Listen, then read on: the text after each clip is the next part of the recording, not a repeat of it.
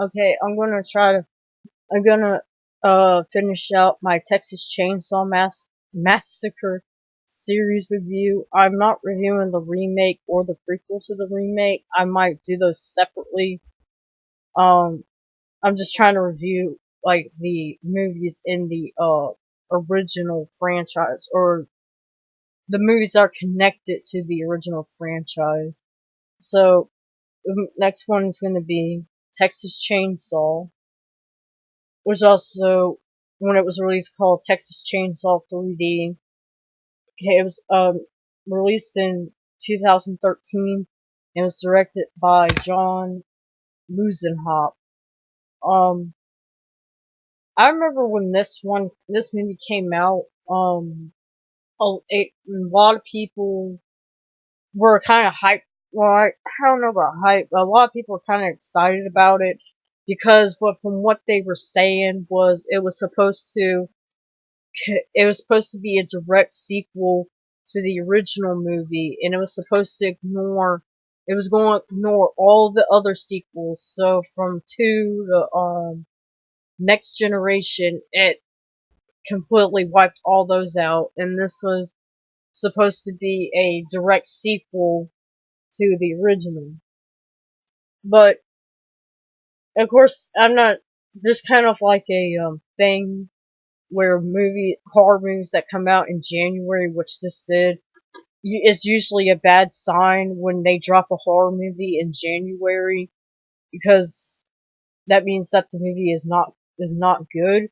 So a lot of people were wary about that, and once it came out and people saw it and the reviews came out and they're mostly negative, yeah, I did not expect much from this movie. Um, there's some issues with it, and of course, with a lot of people you hear review this movie or talk about this movie, there's a lot of continuity errors in it. The biggest one is this movie is supposed to take place 40 years after the original movie, and the original I'm sorry, my eyes are bothering. Um, the character in the movie is this girl, this woman, and when in the beginning of the movie, there's this big old. I guess it's supposed to take place like the same day after the events of the original movie, when Sally Hardesty escaped from them and was, rode away on the pickup truck. But in this one, it shows uh the family at the house, and this is another error. This is not the major one I'm talking about, but there's at the house in the original movie there was only the cook, Leatherface, and the hitchhiker Nubbins. But of course, the hitchhiker, he got hit and he got ran over by a semi truck. So those two were out. So, and then there was Grandpa. When the cops are pulling up to the house and the family are hiding in the house, they have like 10 more family members in there that you never seen in the original movie. Which one is played by Gunnar Hansen. He doesn't play Leatherface. He plays a different family member that you never heard or seen of. Bill Moseley takes up the mantle of the cook because Jim Siedow died before this movie was made, so Bill Moseley picked that role up. And there's some other characters in the Sawyer family you never seen before in the house, so that was kind of weird. But one of the relatives, they have a baby, and the baby is supposed to be the girl, the main character, this girl. She's supposed to be that baby.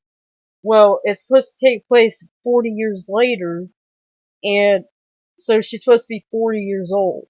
But it's obvious that she's like in her 20s, and when they show her later, because I'm sorry, when you think about it, if this was supposed to take place, if it's 40 years later, she's supposed to be in her 40s, but she's in her 20s, and this is not set in the 90s or anything like that, because they're using iPhones, because there's one part where a cop is investigating the house that Leatherface lives in, and he's using iPhone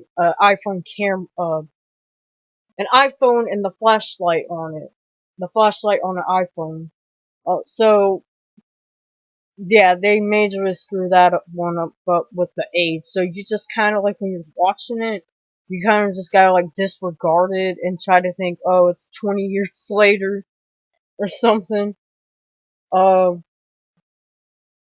all And like I said, with the multiple family members you never saw in the original movie just magically popping up, you could just think, oh, maybe they just lived near the family and the family's like, oh yeah, we got a problem, and they all came up to the house. But the family, they die in a shootout, and and then the cops burn the house down because, the cops, they're kind of like rogue cops. Like, I understand this family did some fucked up things, but you, like, murdered them, and then you burnt the house down, and then try to keep it a secret, try to keep it a secret or something. But the only one that escaped was Leatherface and the baby. And the baby, there's, like, a burn mark, like, on her chest from, like, an amulet that plays into the movie later, because the Sawyer family, that's how she finds out she's related to him, by this burnt mark from the amulet. Um, Besides some of the major issues in it, the movie was pretty decent with like the kills and stuff, and there's some other dumb stuff too. It kind of basically follows the plot of the original movie, which I gotta mention at the beginning. They did like a five, like a not 5 minute, like a minute recap maybe of the original movie, and that was supposed to be in 3D, which I don't. Obviously, I don't have a 3D movie, obviously, and I don't have a 3D TV, so I don't know how it would look, the transfer was, but I heard the people who have seen it in 3D said they did a really good job transferring the old footage and format it into 3D. But, like I said, basically it follows the original movie, where the girl, she gets a letter from one of her relatives, I think is her great grandma, maybe. She's played by Marilyn Burns, but you don't see her. She's more, because she's supposed to be dead, but you see her in flashbacks, and she tells her like, I got this house, you can have it, and all this, all the things in it, everything in it, but there's one little catch to it, which you don't find out till the end of the movie, which is that Leatherface lives there, and she has to take care of him for the rest of her life. Um, so they go cross country, I forgot where she lived at, maybe LA, I think. She didn't live in, or I guess in LA, maybe. I forgot where she lived. Maybe New York. She has to go to Texas.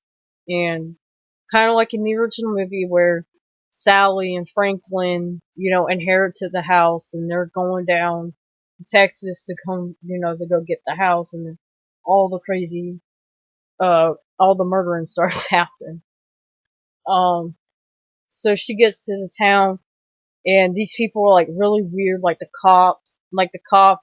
sheriff and his son, who's actually played by Scott Eastwood, who is Clint Eastwood's son, which this is the first movie I ever seen him in. I know he's in the new Pacific Rim movie, which I haven't seen that yet, and I think I've seen something else, but he did a pretty good job in it. But he's basically like, the girl likes him, but he's kind of like the good looking type that, I'm going bad guy, like he's gonna I'm trying to explain it, but he's good. He's like the good-looking bad guy. Like he tricks her into thinking like he's actually a good guy when he's not. Like it's kind of weird because like the cops in this town, it's not Leatherface that's the villain. It's actually the cops. So you kind of feel sympathy for Leatherface in this movie. Anyways, but I know there's this one scene where they go to a gas station. They pick up this hitchhiker. The kids do, or the teenagers or 20-year-olds. They pick up this hitchhiker and they take him to the house. And for some reason, they leave him there. They just met this guy. They never, they just met him. They just, picked him up. They're like, oh yeah, you can ride with us. But they leave him at the house while they go to get food and stuff. I'm like, this guy looks shady as hell too. And as soon as they leave, what happens? He starts robbing the house. And then this leads to his death, which is kind of like a rendition of Kirk's death in the first movie, with him getting beat in the head with the the mallet, but it's more graphic this time because Leatherface caves in the guy's face. There's another guy who's cooking dinner, and he runs down the stairs. He goes down the stairs to go get something. Leatherface grabs him, hangs him on a hook, kind of like Pam in the original movie. There's a scene where they're trying to escape in a van, and Leatherface cuts the tires, and I think it's Ray J. Was one of those rappers. I think it's Ray J. Is it? uh, he gets he uh he dies in the van. Like the van crashes and he dies that way. So Leatherface didn't really kill him. And then the main girl and some other girl are trapped in the van, and that girl gets cut up, and we don't ever see her again because the main girl leaves. Uh, she she runs to this fair. The main girl, she runs to this carnival, and Leatherface chases her there. And you think like, oh, because there's a lot of people there, like, oh, this is gonna be like a bloodbath, like Leatherface gonna cut people up left and right. Nope. He just chases the girl. She runs up onto a Ferris wheel. He tries to like get her, and then Scott Eastwood, a character, comes out, tries to shoot at him. And then Leatherface takes his chainsaw, throws it at him, and then Scott Eastwood character drops down, and then she runs off, and then Leatherface runs off after her. And then there's the big finale where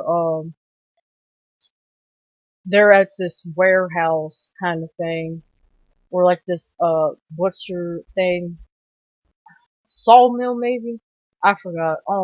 She she runs in there, and it's her and Leatherface, and then the cop, the sheriff and Scott Eastwood, they're in there and they're fighting them. And then you find out that, Scott Eastwood's not really a good guy, and so isn't the sheriff, his father.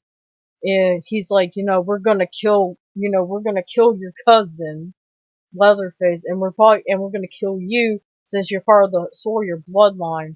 So they get into this big ass fight, and the sheriff and Leatherface get in this fight, and like Leatherface is losing, but then the girl was like picks up a Leatherface chainsaw, throws it at him, like, and she's like, "Do your thing, cuz," and like Leatherface fucks him up, and then pushes the sheriff into like this sawmill thing, like there's grinded gears in it. He gets fucking crushed in it, and it's really gory.